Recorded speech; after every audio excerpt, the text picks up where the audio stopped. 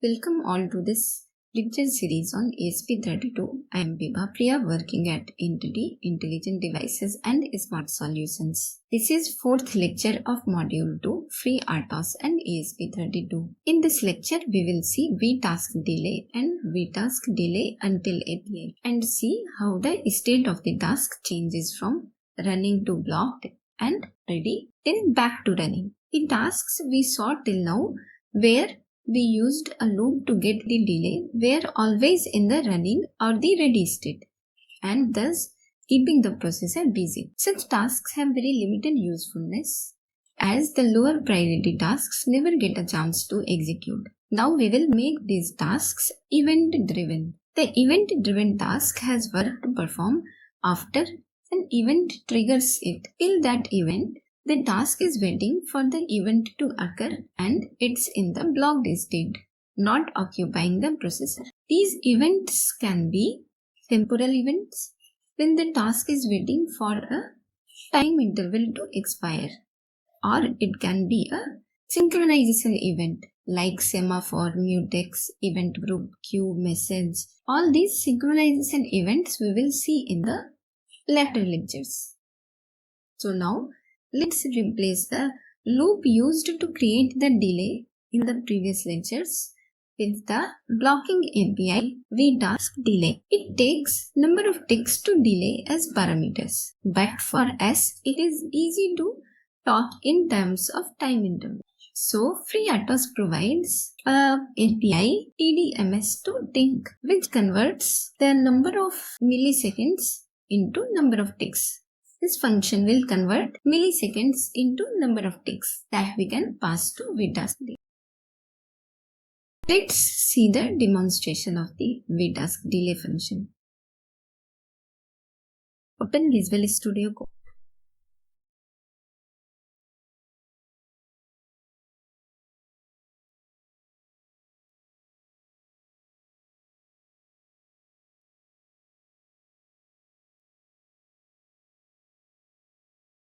Open folder on which we were working.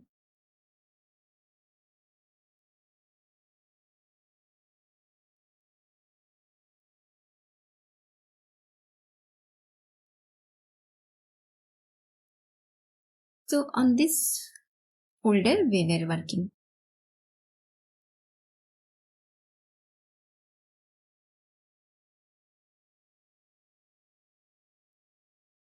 So I'll be making all new programs, all new demonstration programs here itself. I'll add one more main file, new file, delay main.c.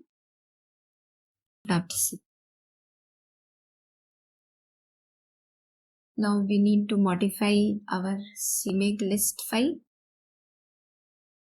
and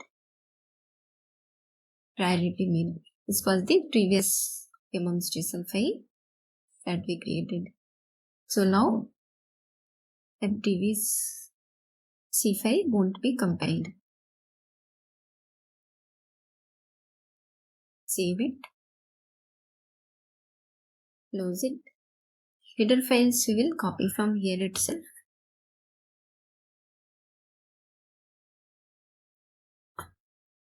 And close this file also. Let us declare our task entry function.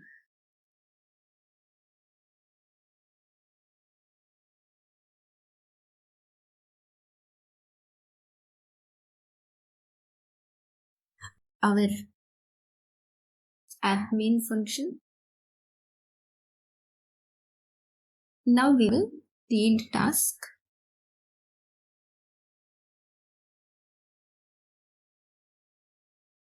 Intelligence is not working. We'll build it first.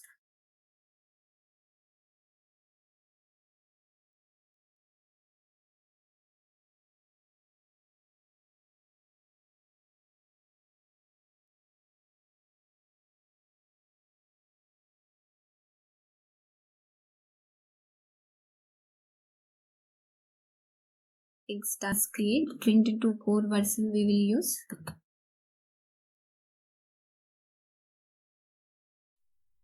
entry function. Next parameter, a descriptive name. We'll give it just simply task1. Then stack size 4 kilobytes. Make it of priority 1. We won't use any handler. Then we will run it on for 1. Make one more task using the same entry function.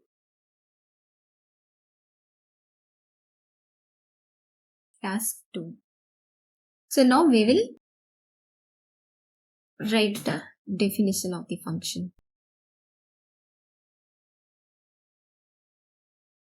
While creating the task, a parameter is being passed. So we will make a character pointer to catch that parameter. Pointer to type C, typecast VTV, parameters. It is of void type. We will cast it to char pointer type, character pointer. Then our loop. This is infinite loop for the tasks so that it do not exit the task. Now, if you remember in the previous lectures, we were giving a delay by using a loop, like we were using for count is equal to 0, count less than the delay. Then we were making like this, we were making a delay. But that delay was very crude one and it was keeping the processor always busy.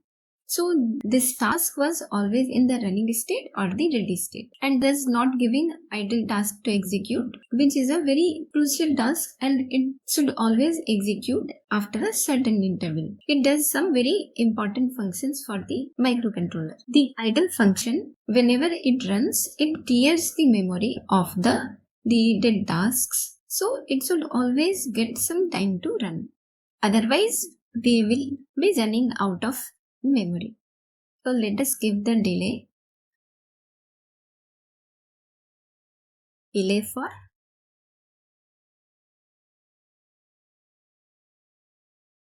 1000 milliseconds. So we have passed here 1000 milliseconds. When we talk in terms of milliseconds, ESP32 talks in terms of ticks. FreeRTOS provide us PDMS to ticks, a API that converts milliseconds to ticks that can be used in the delay. So let us make that variable. It is not going to change. We const. It will be of tick type.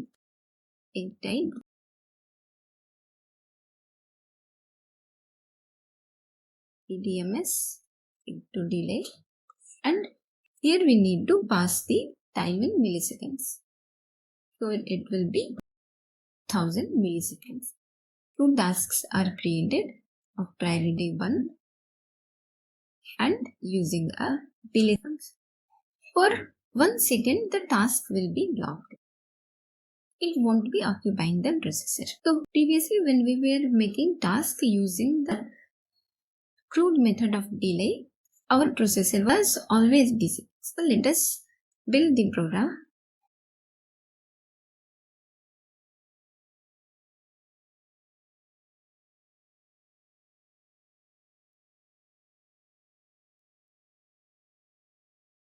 Since we are passing parameter and we are not using it, we have created one pointer parameter, we are not using it.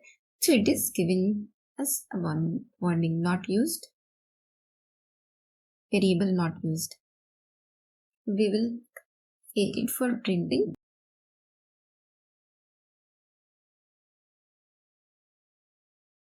It will print each time which task is executing. Now build the program.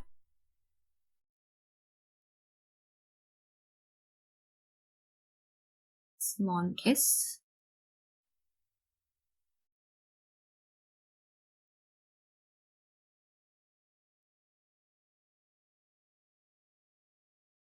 Now flash it to the microcontroller. I have already connected dev board to the PC.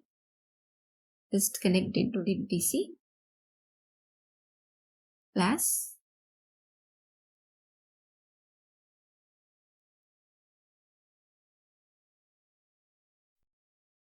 Monitor the output.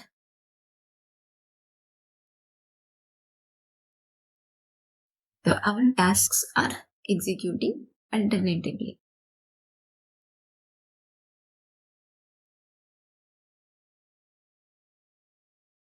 We will stop the monitor.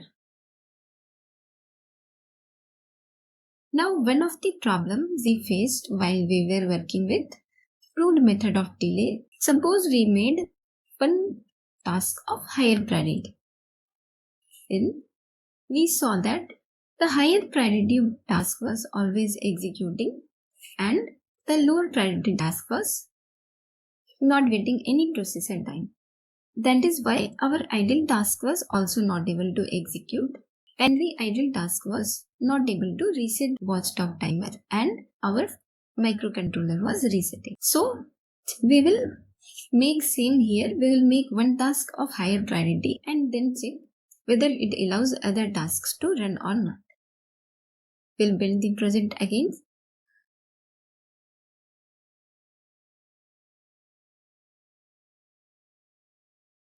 We will flash it to the dev board.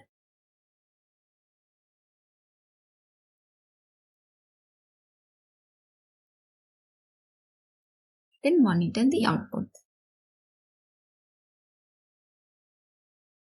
We see that now task 1 is also getting time, though it is of lower priority.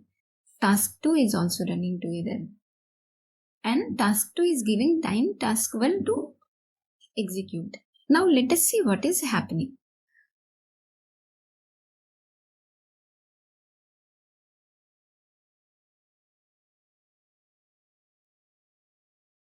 This is scheduler.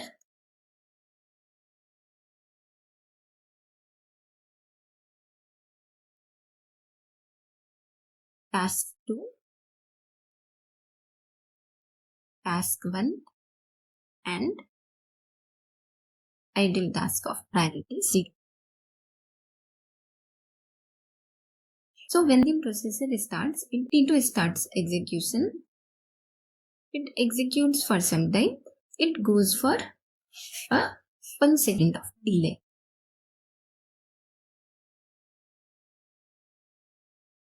Task 1 starts running. It runs for some time and then it again goes for a 1 second delay. Until that time, our idle task was executing. Then again after the delay, our task 2 executed. Then it went for a delay and even started execution. It went for a delay and then our idle task was executing. So this way, though T2 was of higher priority, it was giving time for execution of the lower priority tasks also. So now the task was entering the logged state. In all our previous examples, we had only tasks either in the ready state. In the tasks where we were using loops to create the delay, tasks were always in the ready queue or the running queue.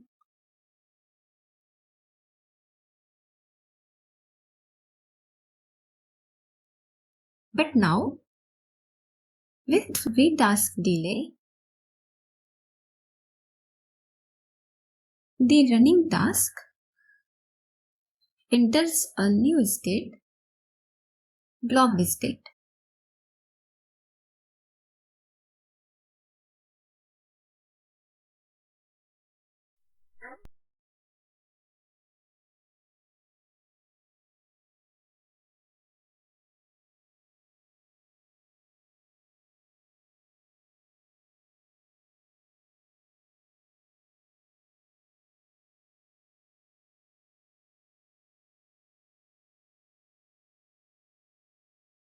suspended.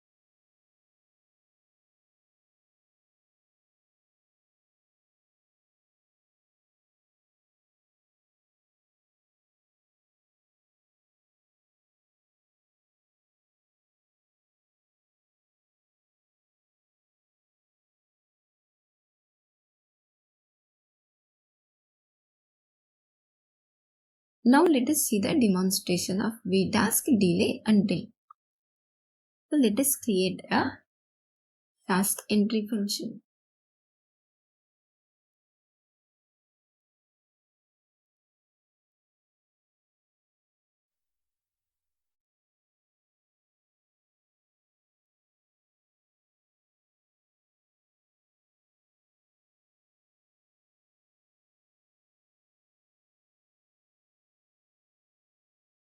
We will name it suitably.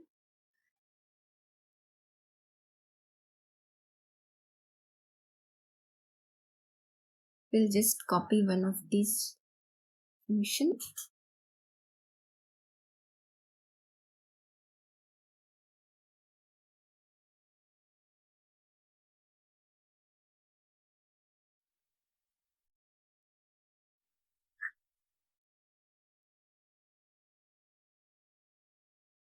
Task 1.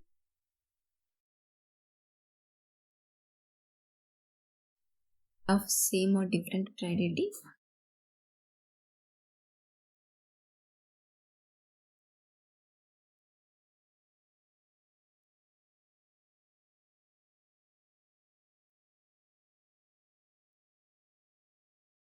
Now it is fine. Now we will make the definition of the function.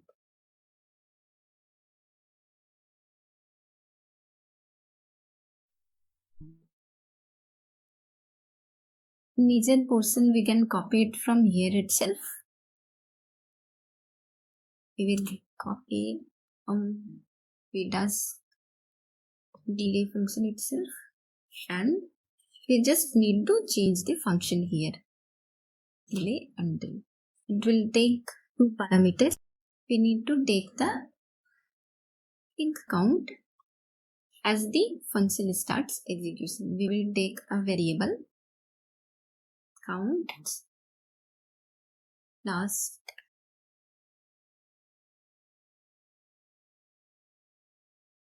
eggs task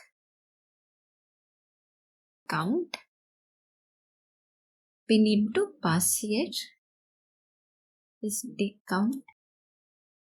We need to pass reference to that variable. Now we are good to go. We'll save it. We'll build the program.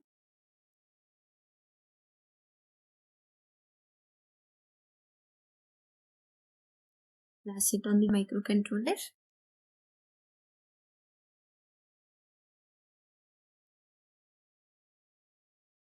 Here we did not change. We will change it to 1. Build it again.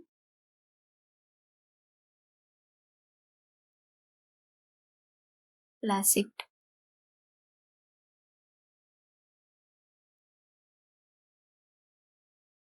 Then we will monitor the device. So task 2 and task 1 are executed. Though task 2 is of higher priority, it is giving task 1 also a share of CPU to execute. It is going in the blocked state after calling the vTaskDelay_Until. vTaskDelay_Until is very similar to vTaskDelay. In vTaskDelay, we were passing parameters the number of ticks till which the processor will be in the blocked state. Means it was relative to the time when the vTaskDelay function was called. But in vTaskDelay_Until function, we passed two parameters.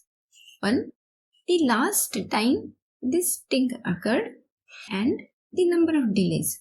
So vTaskDelay_Until will give the real periodicity to the task execution. But vTaskDelay will not give periodicity. It will give periodicity in simple cases where there is not much to do. That time it will keep track of the time only. But with the vTaskDelay_Until will keep track of when it last executed and when it has to execute next. So vTaskDelay_Until is used where we want periodicity in the task. Let us see what happens when we combine a blocking and a non-blocking task.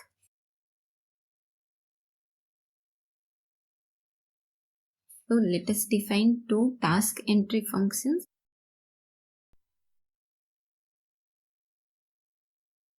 One for continuous running task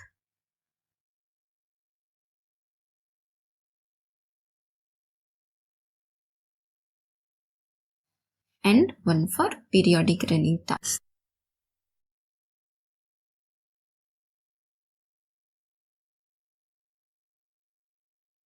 Let us define the functions.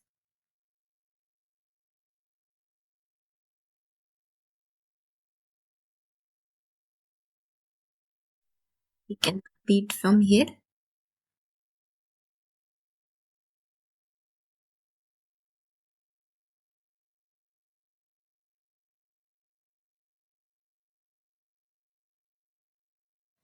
We will catch the parameter passed to the task entry function in the character pointer.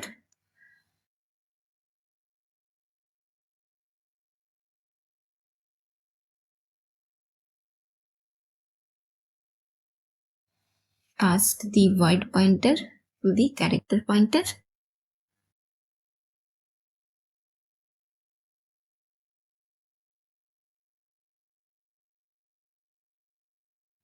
In continuous running task, we will make the delay using the loop.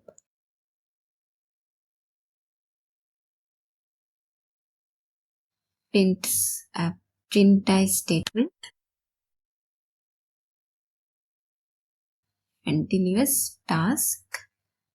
Name of the task is running.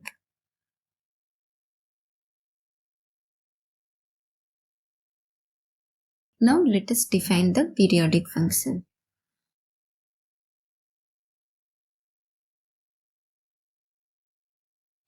Periodic function, we can copy it from the previous task entry function.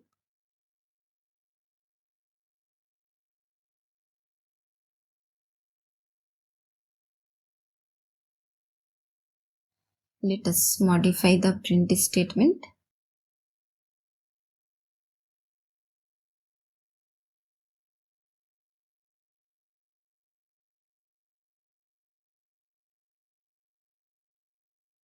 Periodic task, name of the task, periodic task is running. Let us bring this delay down.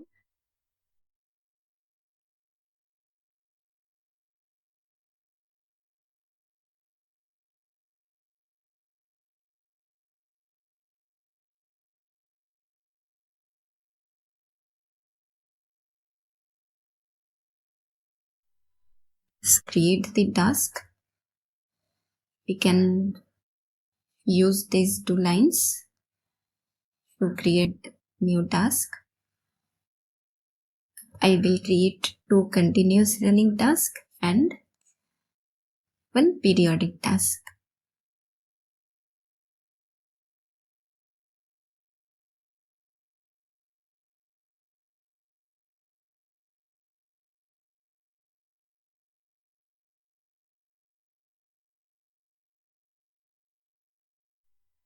Task 3 from task B, the task entry functions,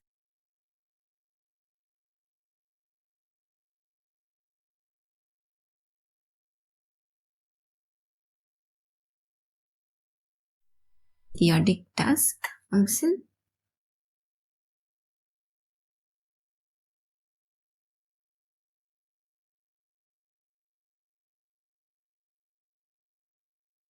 or we can build the program. Everything looks fine.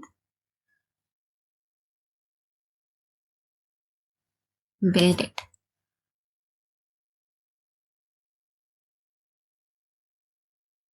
Classic.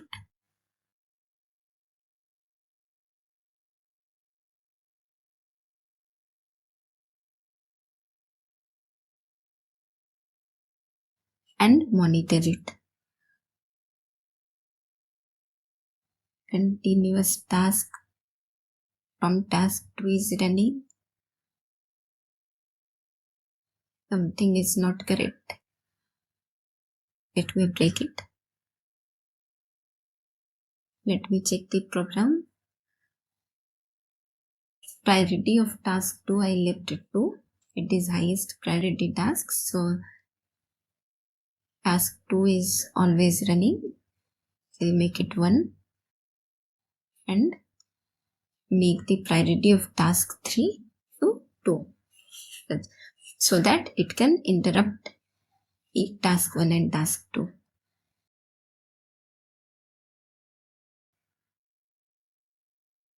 Build the program, classic,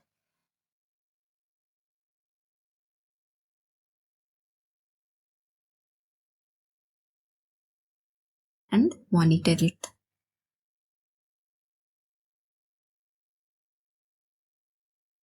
Let me break the program. So task 1 and task 2 are alternating. Task 3 is running when its period is getting over. So the vTaskDelay is giving the periodicity to the task 3, which is not possible when we use vTaskDelay.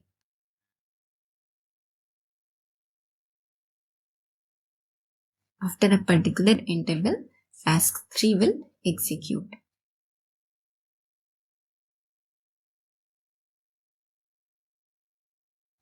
So we will be using vTaskDelay_until function when we want periodicity in our task. So that's all from this lecture. See you in the next lecture. Thank you.